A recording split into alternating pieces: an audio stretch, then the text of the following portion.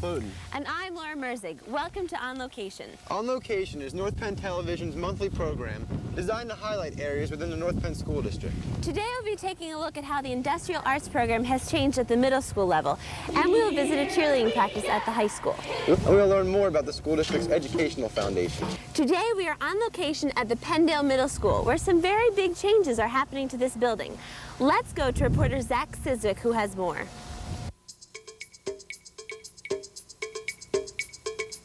For a school that has had its name changed 5 different times, Penndale Middle School is finally going to receive the internal and external changes that it needs. Art Wood, Director of Facilities, described the interior changes that range from new electricity and plumbing to new chalkboards. It's actually a life extension to the building whereby we'll be doing many things that are not necessarily cosmetic, but more mechanical. New heating system, new electric, new plumbing. As far as the outside renovations go, many parents will be happy to know that their children will no longer need to go near Penn Street in order to meet their buses. A new bus driveway has been built that stretches the length of the school, allowing all the buses to be in a specific spot for a quick and efficient pickup. The addition of this driveway eliminates the need for a bus circle. Well, one of the things we wanted to do with the driveway, we're going to eliminate the bus circle. Our buses always had problems getting in and out of there. It was a very restricted area. We had a height problem under the bridge. And quite frankly, we're putting a second level on the bridge. And that's where our elevator will go in that corner, and that will be our handicap access so that you come in, get on the elevator, you can access all 3 levels of the building. But we wanted to make that just a pedestrian circle, so that will be for pedestrians only or student activity after you're coming out of the cafeteria, passing through the class. Be no more vehicles in the bus circle. A switch is being made to use double pane glass instead of the current single pane glass for the windows to save costs on heating. Another change being made to Penndale is that of the second level adaptation to the already present bridge, connecting the newer building to the older annex. This second level of the bridge will cut down the hallway traffic buildup that has grown over the years. Also, an elevator is to be added to make areas more handicap accessible. Art Wood has also said that this was one of the reasons for the delay. Plans had to be changed in order to comply with the American Disability Act. In other words, the building will be in full compliance with ADA, American with Disabilities Act. So that meant that everything had to be revised as far as lowering light switches, going from knobs to lever handles, revamping all of our handicapped bathroom facilities, and we just really got into more engineering than we had thought. I mean, serious interior and exterior work should be undertaken in the next couple of months, and they plan to have the new renovations completed by September of 1996. How are the students adjusting to the changes? 9th grade principal Don Venema has found that the low number of students has had a positive effect on education at Penndale. I think the experience of having 9th grade alone in the same building has been a positive one. The students have accepted it well. They're not necessarily enjoying the fact that we are officially called a middle school, but unofficially we are a freshman center. And having a school to yourself as a class is kind of unique, something that we may only experience for these next couple of years. But they've enjoyed it. I think the students appreciate the fact that there are fewer students in the building. It's less crowded in the halls and the cafeteria. That has really been an advantage. The class of '98 enjoys the freedom of the halls and cafeteria being less crowded, and they're having a lot of fun bonding together as a class. Also adjusting well are the teachers, who have had to change their classroom due to the renovations to different sections of the school. Venema feels that these changes in the school will revive some life, and the bright colors and new equipment will make it more functional. The way I understand the plans, this is going to make this a functional school for the next 50 years and really revive the life of this building.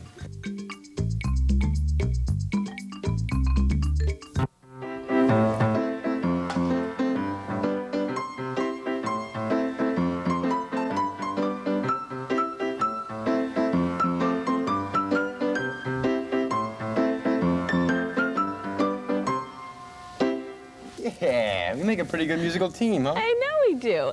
Well, while we're creating this production, North Penn High School Theater is creating another great production for 1995. And once renovations are complete here at Penndale, the 9th grade drama production will have a fresh new place to perform. Renovations to this auditorium and this entire wing of the old Lansdale High School are set to begin soon. And part of the renovations here at Penndale will include the addition of technology labs. Technology labs? It's a new approach to industrial arts. Penfield and Pembroke implemented this new program in September. Let's go to Rob Fournier and Jody Rogers, who have the story on this program. And let's try this again, Laura.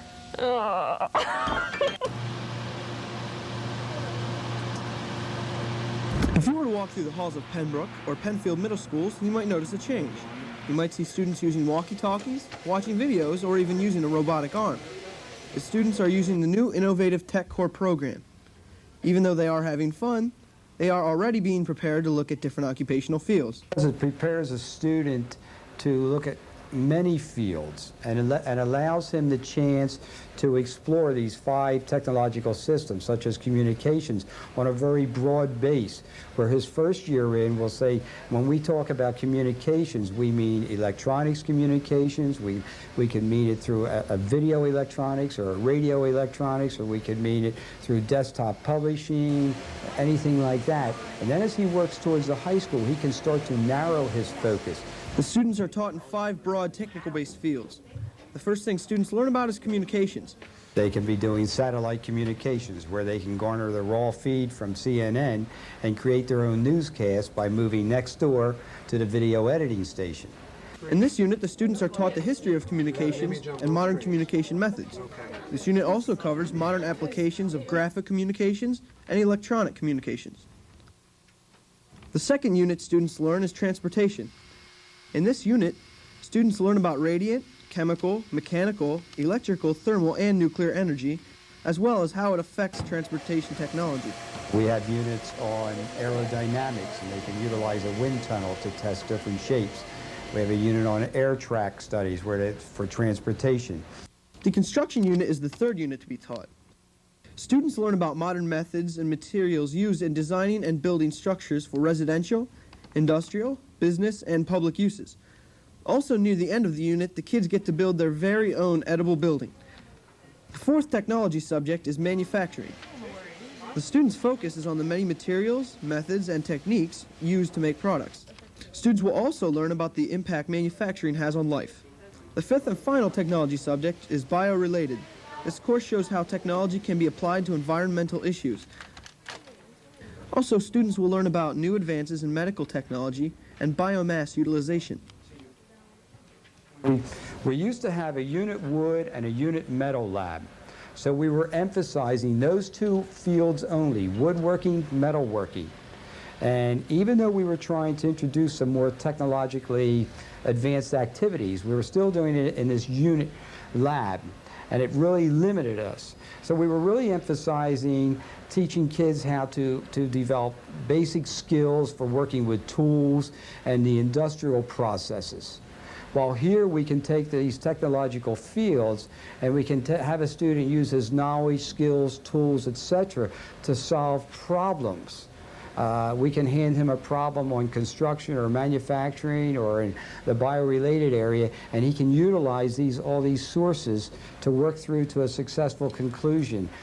It is a different approach, but it's an innovative new way to teach students at a young age all areas of technology. So as you can see, this new tech core system helps give students an insight into a possible job in the future. My 2.8 gives you what? Why? Bill Waddington, one of the technology teachers at North Penn High School, was just honored with the National Teacher Excellence Award, sponsored by the Technology Association of Pennsylvania and the International Technology Education Association. Bob Bateman, the head of the technology department at the high school, was one of the several people who wrote recommendations for Bill Waddington. Mr. Bateman feels that it was easy to nominate Mr. Waddington for this award because of his enthusiasm and his unique way of teaching. I've watched him come into North Penn and bring many young, up-to-date ideas and his enthusiasm, I guess, to the district. So we were we were kind of floundering a little bit maybe and needed somebody to help assist us to get us moving. And we had this vision of where we thought we should be heading from this change from industrial arts to technology education. And Bill came in probably at just the right time because, well, we had, as I said, a vision of where we were heading. Bill was able to come in and help us to finalize that direction. Yeah, some of the activities that I do are just off the wall. You know, I've been observed already and had water pistol battles going on in the classroom.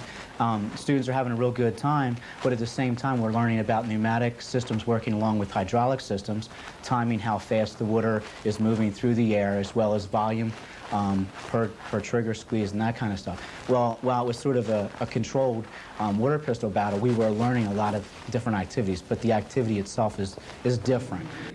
Mr. Waddington believes that just being nominated for this award is enough honor in itself. I was pretty excited. I mean, I knew that I had been nominated, and actually to be nominated for it, I took that as an honor. To have somebody say that we think the quality of your work is meritorious enough of an award, that in itself is quite an honor. Mr. Waddington hopes that from this award, the technology department will gain added exposure and more students will become interested in this field. I think that the exciting thing about technology education is that technology is constantly changing, and no matter what we do, we can't keep up with technology in an educational environment, but we can certainly encourage students to learn aspects about technology and learn to develop those with regard to whatever career interests they might have later. Technology education class consists of many areas, enabling students to focus on an area of interest or to help them find an area to go into. Students in Bill Waddington's technology class can appreciate his teaching style. Mr. Waddington's classes are interesting and fun. Congratulations to Mr. Bill Waddington on receiving such a meritorious award. Just live with it. That looks like a great program. Yeah, I wish I could have done something like that in middle school. As you can see, I was never really good at any of this metal stuff. No, I guess I didn't do too bad for the first try. And here's something else you probably wish you could have done. The North Penn School District Educational Foundation has funded some very exciting programs for elementary and middle school students. Stephen Bassman has a story, and I'm going to keep working on this project for my mom.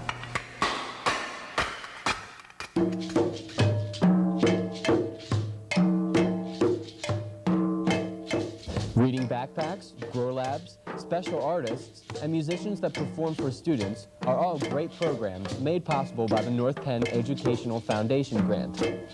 Educational Foundation grants at North Penn have been available for teachers for nearly 7 years. The Educational Foundation was founded out of the need and the interest in providing an additional level of enrichment for students. Each year, teachers can apply for a foundation grant for any project or program that enriches the learning experiences of North Penn students. The Education Foundation is funded through numerous individual and corporate donations. This year, 37 foundation grants were approved and initiated. Here are 3 examples of foundation grants. At Walton Farm Elementary School, teacher Lou Ann Justice began a reading backpack program. Parents actually who approached me and said, what can we do at home to encourage reading and to do some projects with reading at home to supplement what you're doing in the classroom? And when I found out about the educational grants, I said this would be a great opportunity for me to do something. I chose a variety of authors of the books to put in the backpacks, Caldecott winners, multicultural backgrounds, to give a variety of authors as well as reading abilities in the backpacks. The children sign them out and then they're able to do the activities on a rotating basis. There's all kinds of activities that the parents can do, extending main idea that I do in the classroom, sequencing activities, as well as a wide variety of enrichment activities. Each week, the students eagerly await their chance to take home the backpack. The idea of the home reading activity was to get the parents and their kids to work together to strengthen reading skills and to help the parents and child develop joys of reading. They've seen such exciting books in the backpack and been doing these activities that each of the students in my classroom have written their own book. After reading these books, they felt, I can write these books too. So they've each written a classroom book for our own classroom, and now they're in the process of writing a book and a publication for the library in which their books will be barcoded and will be checked out by other students in the school. And they're so excited to get these books published, and they are authors now too. These backpacks have motivated them to be real authors. After their week is up, students return to the classroom and share their experiences with the class. This Educational Foundation grant program wants to instill the joy and fun of reading at an early age. They are just so motivated to read. They can't wait to get the books and to read. I think it has improved their sequencing skills. I think that the main idea of stories, they have a better idea of what the main idea of a story is. The enrichment activities, they're done in a fun way so that they really have a joy of reading, and they're fun activities that they can also do with their parents and then come back and share them and we share them in the classroom. To encourage other children to read this book. The song and dance band. Oh, neat, John. What did you like about that Science book? is another area that foundation grants are working to bring hands-on activities into the classrooms. At Pembroke Middle School, Patty Van Tryon's 8th grade class is studying photosynthesis. This educational grant helped bring what is called a grow lab right into the classroom. It allows them to take part in discovery and try to investigate their own questions. I'm merely a guide with them, and I will be manipulating their environment. I will introduce aphids. I will let them go for a couple days without watering them, and let them try to solve their own problems. Decide what has happened, form a hypothesis for what they think the outcome will be if they change some of the variables that they're working with now. If they change the light, if they change the amount of time that we leave the lights on. The lights do have a timer. We can leave the lights on for a 12-hour shift or a 16-hour shift, and then they will be responsible to make those changes to see if their hypothesis would be proven or disproven. From this, students can watch the effect of regulated sunlight, water, and soil on plant life. It allows for the students to see a natural environment at any time of the year. We're no longer inhibited by the season. For example, right now, if I wanted to take them outside and show them various plant life, I'd be unable to do that because of the snow cover. Okay, so it allows them to have the opportunity to grow plants and see plant life evolve right before their eyes without being inhibited by the weather outside. This grow lab can also move from classroom to classroom. Once one class has finished their research on photosynthesis, another class can begin theirs. At the Gwynedd Square Elementary School, foundation grants are helping to enrich the students' musical and cultural awareness. Jill Swavely, a chorus teacher at Gwynedd Square, asked for and received several interesting African instruments. Here in February, we had an African American celebration here at Gwynedd Square. And that whole day was set aside to work with African musicians, African artists, storytellers. There was an African weaver that came. And my privilege was to work with the African musicians all day long. They were in my room and playing their instruments and working with the kids. And it was so much fun, and the kids were so excited about their music that I wanted to do it on my own with the children. But after hearing the musicians play the African music, they all had their chance to make their own.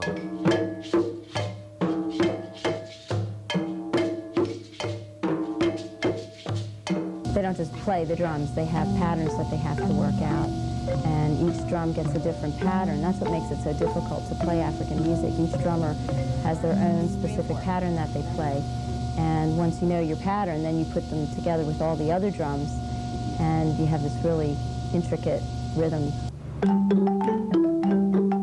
In this lesson, the students are reading and acting out an old African story.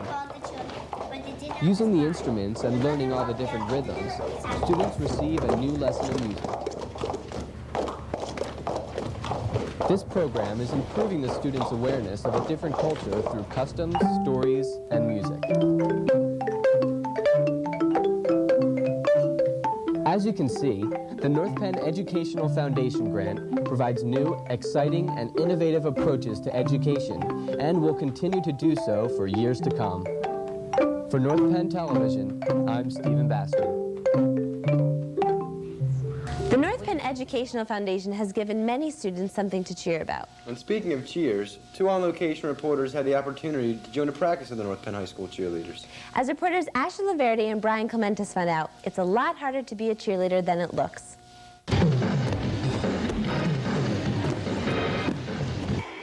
Endurance, to do like all the routines over and over again with practice. You have to have a good attitude, you know, you have to be happy all the time. Skills and patience. You know, you have to have patience when things don't go. You can't, you know, be negative. You have to be confident in yourself and in all of the other girls as well. A lot of cooperation, a lot of hard work, a lot of giving up things that you're used to, like work, your social life.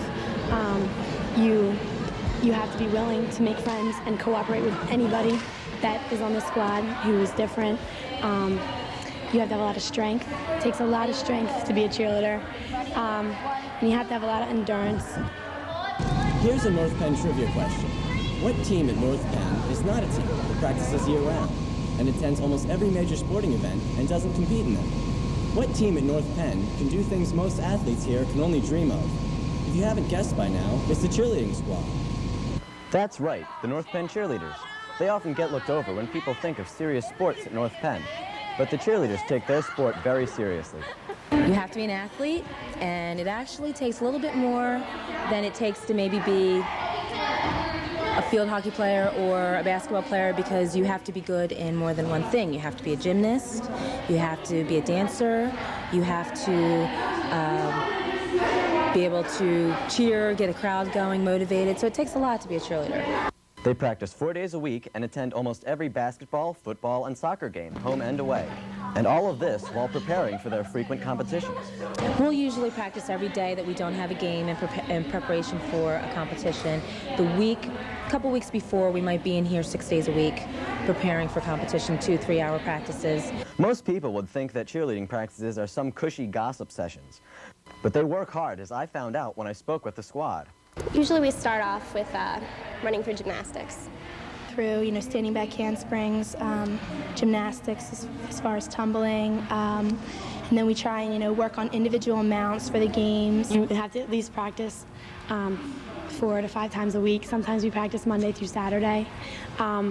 You have to have gymnastics. You have to have excellent stunts. You have to have good dancing. This group works very hard and demands and deserves respect. But the disheartening thing is that they don't always get it, which can be very frustrating.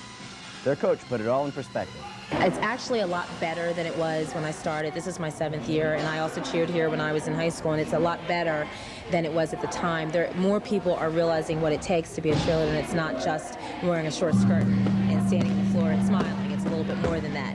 The squad shares her views. I would definitely say that cheerleading is a sport. You know, I think a lot of people say, well, you're not competing at games, you know, you're not against anyone.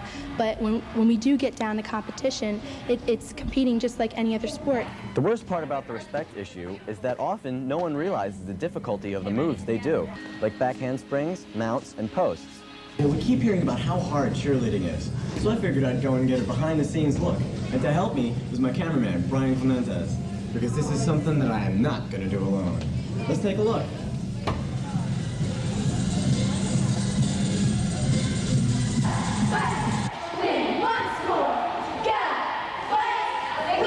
This is going to be a lot harder than I thought.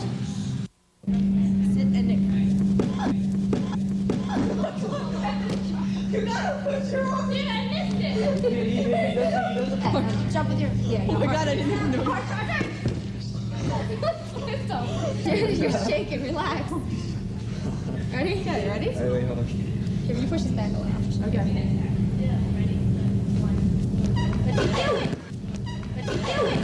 It's pretty safe to say we didn't do so well. Now try doing 6 of those in a row. But cheerleading is more than difficult gymnastics and workouts. It's a great learning experience. And throughout all the hard work, the team has become great friends and has a lot of fun.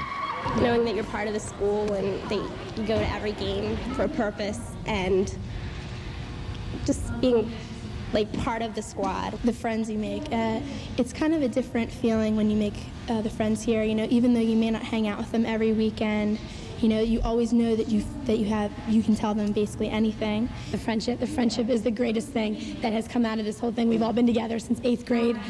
We know every single thing about each other, and I think that's why that helps us be such a good squad. Now that you've seen what goes on behind the scenes in cheerleading, maybe next time you're at a football, basketball, or soccer game, you'll give them a cheer. For On Location, I'm Asher Laverne.